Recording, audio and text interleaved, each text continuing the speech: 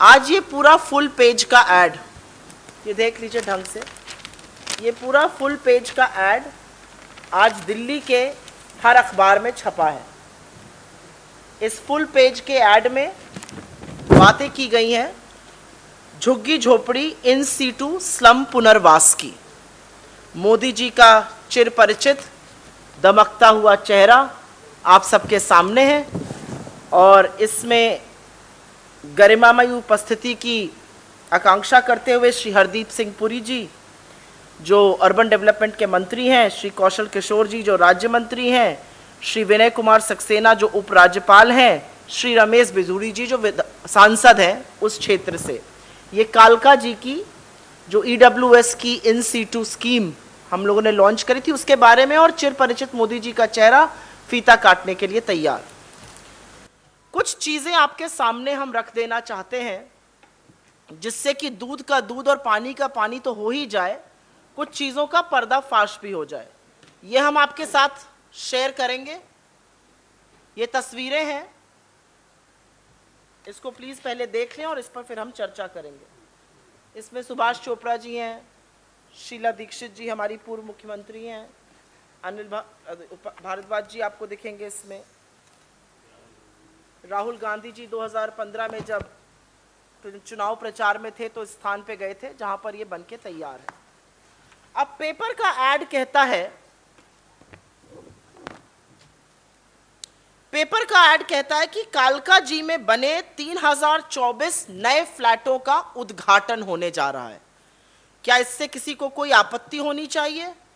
और जो बीन बजाते हैं, चरण चुंबन करते हैं, उन्होंने ऑलरेडी माहौल बनाना शुरू कर दिया है, किसी को कोई आपत्ति नहीं होनी चाहिए। लेकिन कुछ तथ्यों को आपके सामने रखना जरूरी है। फीता काटने के शौकीन हैं मोदी जी। ये 3024 वो फ्लैट हैं इन सीटू स्कीम, और इन सीटू स्कीम क्या है? जहां झुग्गी वहीं पर मकान, यथास्थाने मकान मिलना गरीब लोगों को, वो है इन सीटू स्कीम। इस स्कीम का शिलान्यास 18 सितंबर 2013 को पूर्व मुख्यमंत्री हमारी आदरणीय स्वर्गीय श्रीमती शीला दीक्षित जी ने किया था। 8064 कुल घर बनने थे। फेज 1 में 3024 घर बनने थे। फेज 1 2013 में शुरू होता और 2016 में खत्म हो जाता। 3 साल के अंदर फेज 1 खत्म हो जाता। वो फेज 1 2013 का 2022 में खत्म हो रहा है, 9 साल बाद, 6 साल के विलंब से।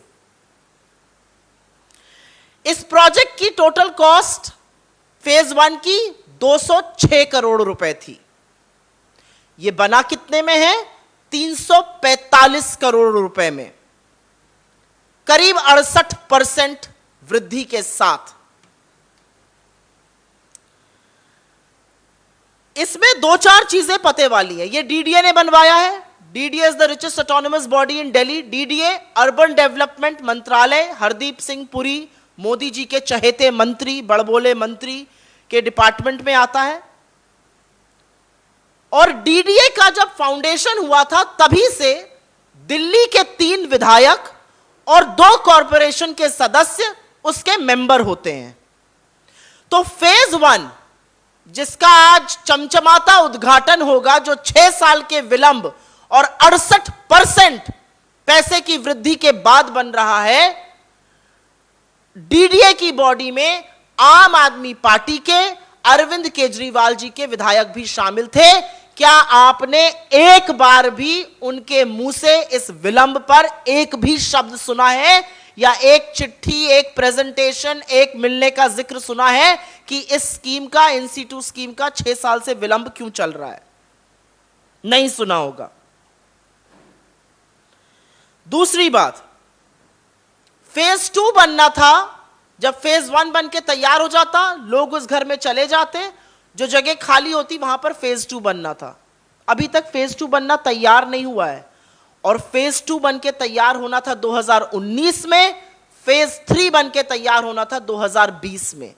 अभी ओरिजिनल स्कीम जिसकी नींव सुभाष चोपड़ा जी ने, श्रीमती शीला दीक्षित जी ने, अनिल भारद्वाज जी जैसे लोगों ने रखी, दिल्ली के हमारे सदस्यों ने, दिल्ली की हमारी कांग्रेस पार्टी ने रखी, 1/3 घर बने हैं 6 साल के विलंब से 68% ज्यादा कॉस्ट पर। आगे की बातें खुद सुभाष चोपड़ा जी और अनिल भारद्वाज जी आपसे बताएंगे, लेकिन 2-4 चीजें मैं संक्षिप्त में बता देती हूं।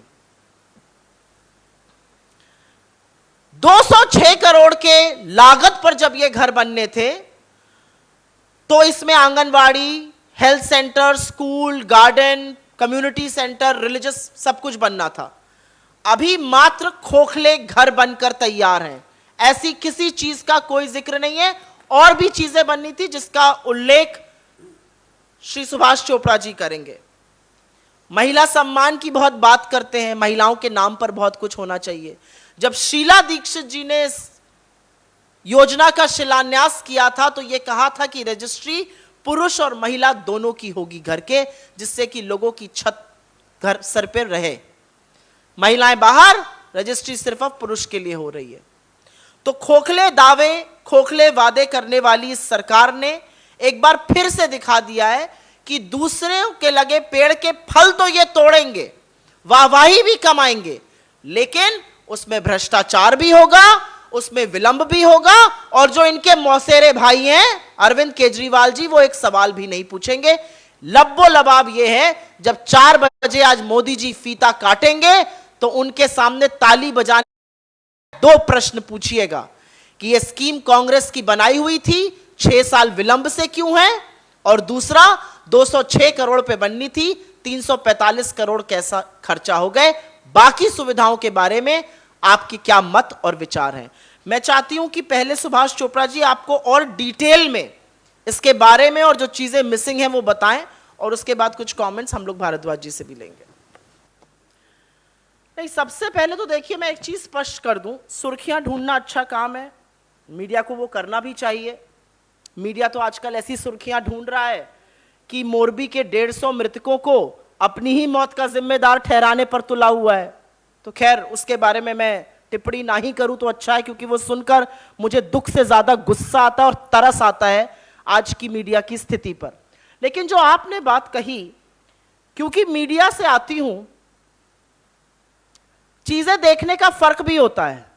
प्रधानमंत्री मोदी ने वहां पर जरूर कहा कि सबसे अनुभवी सीएम है, यह सच है, सबसे अनुभवी सीएम है।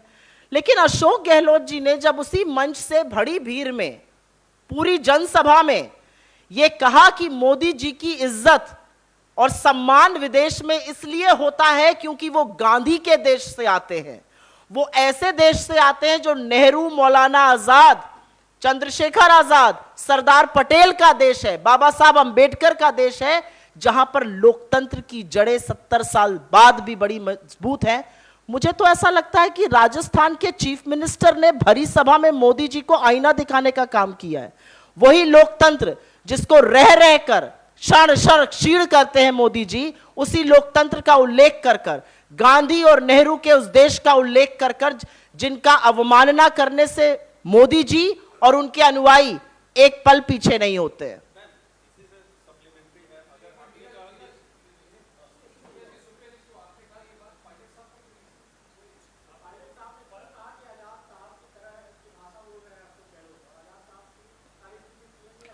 अब आपने मुझसे एक सवाल पूछा है और आपने पायलट साहब के सामने किस तरह से सवाल पूछा और उनका क्या अनुभव रहा, ये तो मैं नहीं जान सकती हूं। मैं कांग्रेस की अधिकृत प्रवक्ता हूं, यहां पर बैठकर एक प्रेस कॉन्फ्रेंस कर रही हूं। आपने मुझसे गहलोत साहब जी की जो बात थी रैली को लेकर, उस पर सवाल पूछा।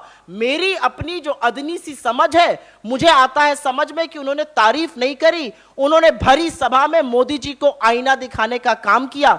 इसका और भी एक तल्ख बात कह सकती हूं, लेकिन देश के प्रधानमंत्री हैं तो नहीं कहूंगी, आईने तक ही रुक जाऊंगी। भरी सभा में मैं अपने बगल वाले को बोलूं कि आपकी इज्जत आपसे नहीं है, आपकी इज्जत इसलिए क्योंकि आप ऐसे देश से आते हैं जो गांधी का देश है, नेहरू का देश है, अंबेडकर का देश है, जहां पर लोकतंत्र मजबूत है।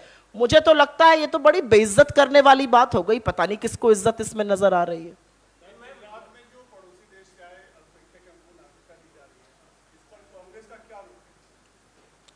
देखिए, ऐसा है कि गुजरात में तो बहुत कुछ हो रहा है, और गुजरात में कुछ भी कहने से पहले हम एक ही सवाल जो लगातार 4 दिन से पूछ रहे हैं वो दोबारा से पूछेंगे। 96 घंटे हो गए इस सवाल को। 150 लोगों की पुल टूटने से मौत हुई है, और जिम्मेदारी सुरक्षाकर्मी, चौकीदार और टिकट बेचने वाले वो 2 लोग हैं, या ऐसी कंपनी जिम्मेदार है जो पुलिस का कहना है, जिसने सिर्फ पेंट कर दिए थे तार और रंगरोगन कर दिया था। मोदी जी वहां पर गए, अस्पताल की पुताई हो गई, अस्पताल की रातों रात चकाचक हो गया, अस्पताल की तस्वीरें बढ़िया आए, लोगों से मिलकर वो चले गए। क्या कौन जिम्मेदार है इन लोगों की मौत का? पहले तो मुझे यह बताया जाए। म्युनिसिपल कमिश्नर का नाम नहीं है एफआईआर में, कंपनी के एमडी का नाम नहीं है, अर्बन डेवलपमेंट मिनिस्ट्री जिसके मंत्री खुद मुख्यमंत्री है, उनका नाम नहीं है। मोदी जी जाते हैं और चल के चले आते हैं। क्या बात आप कर रहे हैं? गुजरात में चुनाव के दौरान यह घटना हुई है। चुनाव के दौरान 2016 का मोदी जी का वो बेहद शर्मनाक वक्तव्य मेरे कानों में अभी भी गूंज रहा है कि देश का प्रधानमंत्री एक ऐसी अशोभनीय और गिरी हुई बात कर सकता था जो उन्होंने बंगाल में एक्ट ऑफ गॉड और एक्ट ऑफ फ्रॉड करी थी। अगर वो एक्ट ऑफ गॉड और एक्ट ऑफ फ्रॉड था तो ये क्या है? सवाल इस बात का है।